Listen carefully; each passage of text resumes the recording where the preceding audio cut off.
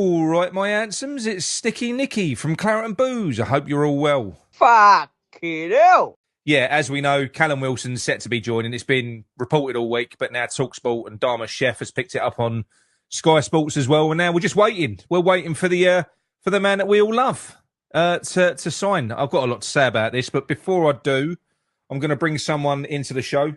Hello. Here he is. Hello, John. How you doing, mate? Doing all right, mate. Fucking hell. I think it's an absolute shit show. I just think at the minute, Sullivan's actually, you know what? I think he actually, well, he probably is, if the petition is anything to go by. I think he just knows he's untouchable.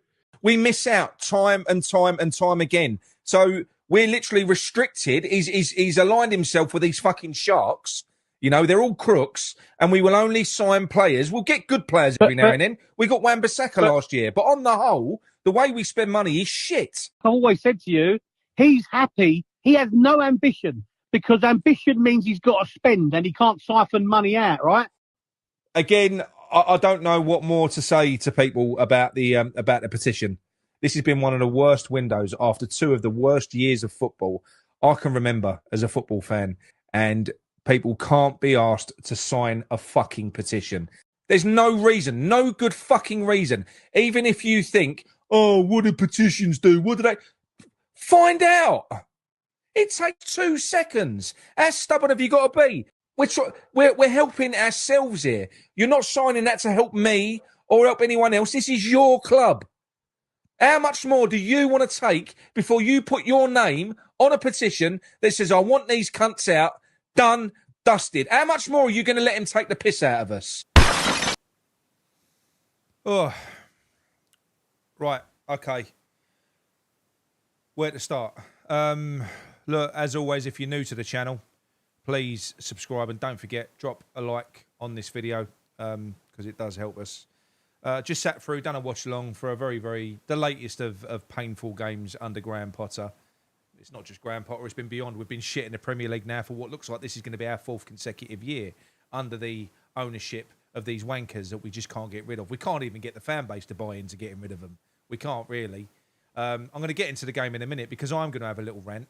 We've been called negative. We've been called this. We've been called that. You keep on banging the drum, this, that, the other. That's what we've been labelled. People sneering at us, looking down our fucking nose at us. It isn't pessimism at this stage. It's realism. It's being fucking realistic. That is what this is. Anyone with, as far as I'm concerned, with half a brain could see how this was going to go. The window and this football. Barring a miracle and Potter transforming into a different manager, this was always going to happen. Always.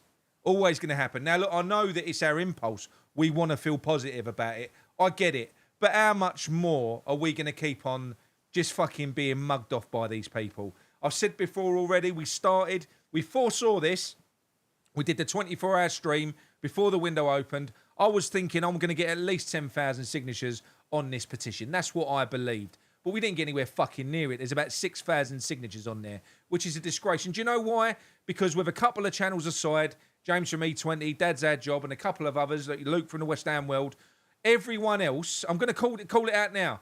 You've been working against what we've been trying to do. We've been trying to affect it because it could. You get 20, 30,000 signatures on a petition, which got concessions reversed last year on the same platform. Then that goes to the media. It puts Sullivan under the spotlight. It puts him under pressure. But what does he do? He controls a narrative via his favourite fucking idiots. That's what he does. Whatever we talk about on a day-to-day basis is what Sullivan wants us to talk about. Tell him this, Sean, ITK, and then someone will release an article. 2 people release articles. Certain people start making fucking videos about it. It's deflection tactics. The whole way through, we've been pushing this because we could see how it was going to be going. And then you've got other people that are pushing against it going, nah, it's going to be good. Go and get Hermansen. Hermansen, shit. He was fucking shit. 15 million, our most expensive goalkeeper. Just as well, we got an amazing deal for him for 15 million, wasn't it? Imagine if we'd paid the 20, 25 million they wanted. Hopefully he improves, but he's a fucking midget. You might as well put Sullivan in goal. He's got the wingspan of a fucking, I don't know, a sparrow. 2 of them at least, Areola saves. Fact. And he shanked a fucking long ball and all. Went out, wide. He done that as well.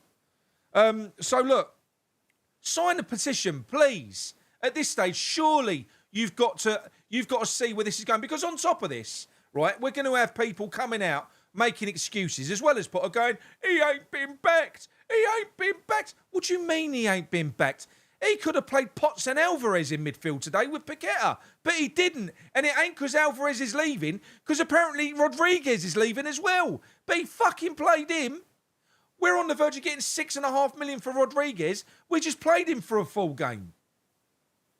Potts didn't get a sniff. Nowhere near it. This is a man that lords and looks after the youth. And what people are going to say is, oh, he's just bedding him in gently. What, like he is with Diouf, who's a year fucking younger? Bullshit. His first port of call in this window was to buy a player that knocked the only youth player that made a breakthrough last year out of his fucking team. So don't tell me he's for the youth, because he ain't. They dangled carrots early in the summer just to get us all fucking excited. That's all they did. We ain't going to see it. You heard it before the game. This is Potter. This is his mentality. First game of the season against fucking Sunderland. He comes out and he says, we need to make this team more recognisable. What a West Ham team looks like. West Ham fans, they want to see attacking football, but it's not always easy to do. Most teams attack through defence and transition. So that's what we're doing, is it? Well, I'll tell you what. Most teams that attack and score through defence and transition, they've got pace up front, you thick fuck. That's what they've got. They've got pace on the wings. They've got pace down the middle. Most teams that play with defence and score and transition, they've got pace up front. All you're doing is defending, knocking the ball about. In the first half, Sunderland just gave us the ball. That's what they mugged us off. They went, you ain't going to do fuck all with it. Have it.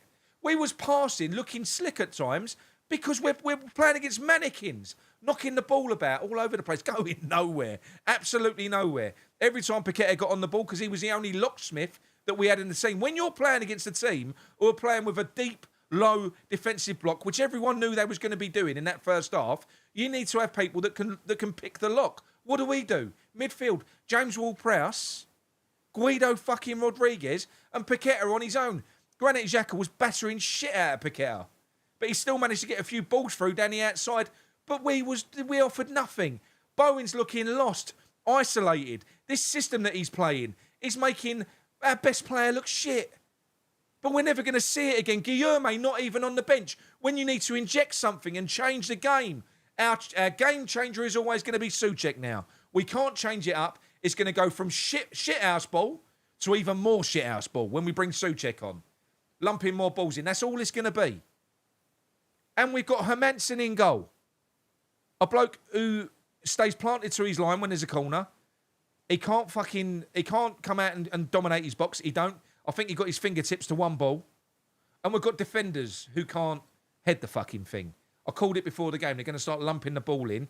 And in the second half, what they're going to do, because we're playing our defensive line so high, they're probably going to start playing a few more direct balls over the top and they're going to get in behind us. Exactly what they did. They played it bang on. Absolutely. We were so predictable. I predicted what we would do. I fucking called 2-0 to Gio before the game. He texted me, what's your prediction? I said 2-0 them. We create nothing. Even when we threw the kitchen sink at them at the end, we created fuck all. Nothing. They had their goalkeeper pulled off one blinding save off their own defender. When we whipped that ball in, I thought it was Wilson got on the end of it, but it weren't. It was off their defender's back. We're shit. We're going down. And there's people out there that are going to want to double down on this. They're going to say, you've got to back him and go and get his two midfielders that he wants and it will transform us. Like the goalkeeper's going to transform us. You want to double down and go full into this. Are you fucking mental? Are you? I hope the club are not mental. How can you want to go full into this? It doesn't work. It's not going to work. The style of football will never change. We're going to be a deep defensive team that knock the ball about in safe areas, looking slick and doing fuck all going up front. The only time we're going to attack is direct. That's it. He got his arse smacked today. It won't be the last time because he's getting rid of a load of players now, as we understand it.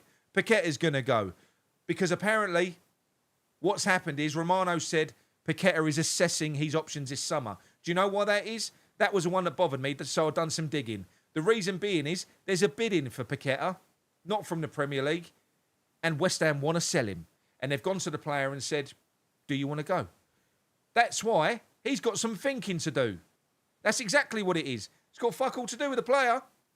They've basically gone to him and said, yeah, we want to sell you and cash in. Alvarez is going to go. How could he not get on that pitch? How could Potts not get on that pitch? Some of them ain't going to get nowhere near this fucking team. Wingers are dead.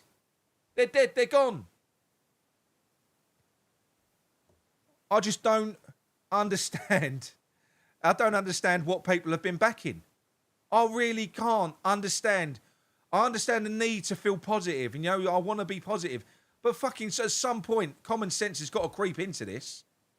You've got to look at what we've seen based on evidence. This bloke is shit.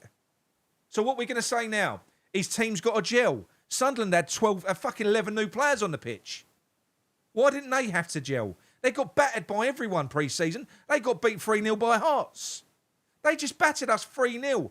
I've watched Crystal Palace look mustard in the Charity Shield 10 times better than us. I've watched Bournemouth look 10 times better than us.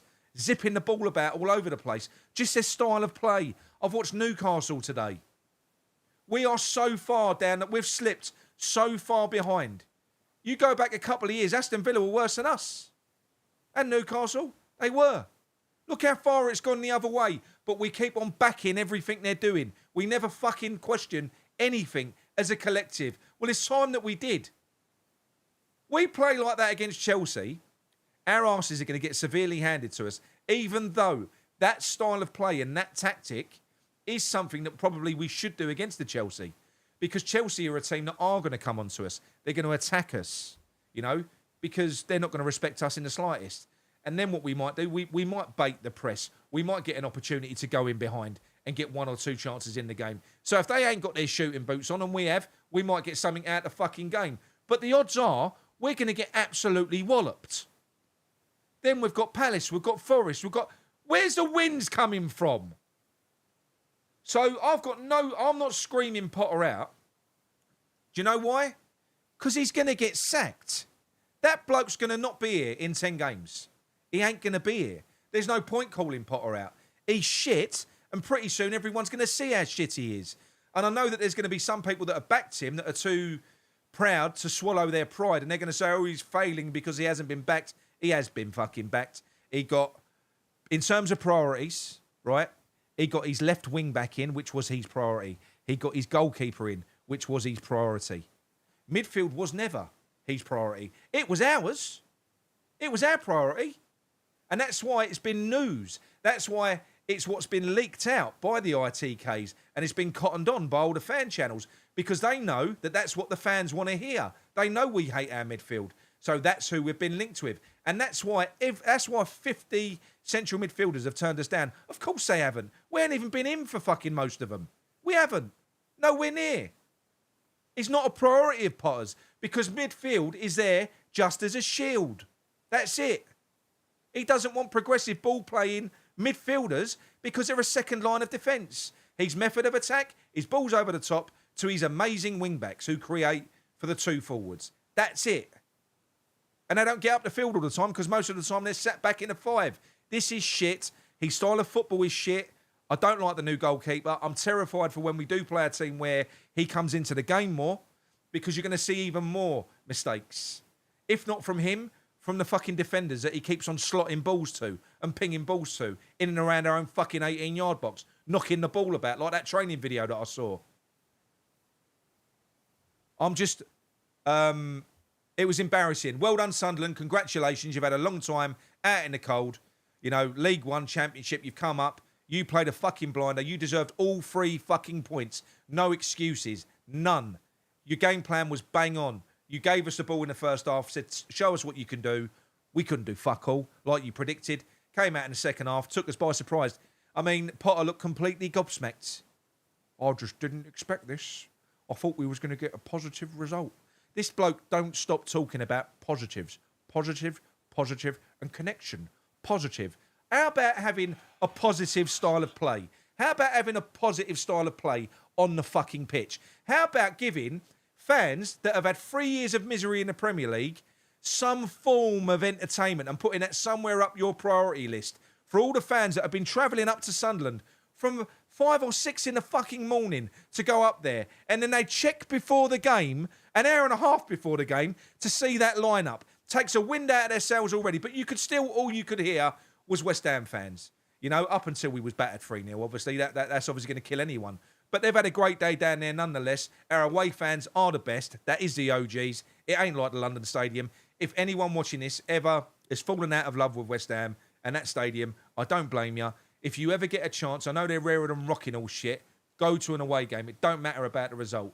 That's where you get the real fans. You get a real atmosphere. They're fucking brilliant. They're phenomenal. And it's a great, great thing to do. Do it while we're still in the Premier League, because I can't see us being here for too much longer.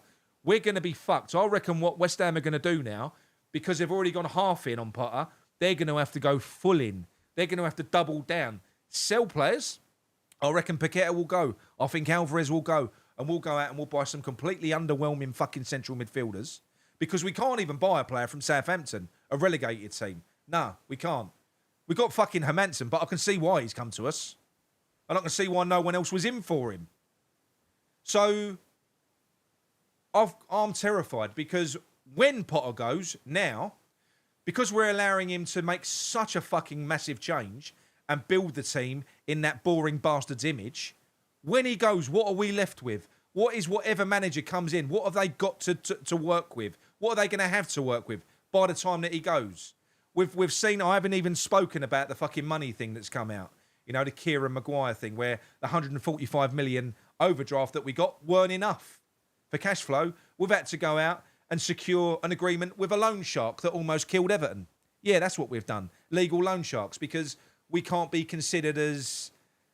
we're too risky for high street banks to lend us money at the minute. We've been loitering down the bottom of the fucking league for 3 years now. Let's face it. We've already secured money against the next 2 years' Premier League money.